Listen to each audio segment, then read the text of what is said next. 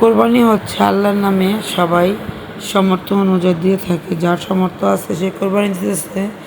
এই কোরবানির মাংস অনেকে আপনার কি করে অল্প অল্প করে দেয় আর বাদবাকিগুলো ফ্রিজে ঢুকায়। এই কাজটা যারা করে এটা ভুল করে। কোরবানি দিয়ে আপনার আত্মীয় স্বজন আশেপাশে যারা আছে তাদেরকে দেওয়া উচিত বেশি বেশি করে।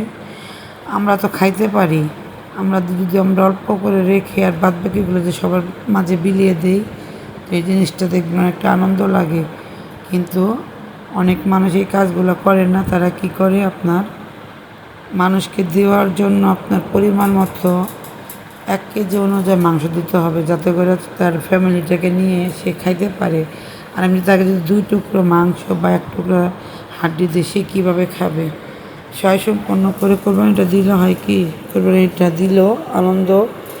আর যদি এরকম কাজ যারা করবে তাদের কখনো কোরবানিটা স্বয়ংসম্পন্ন হয় না।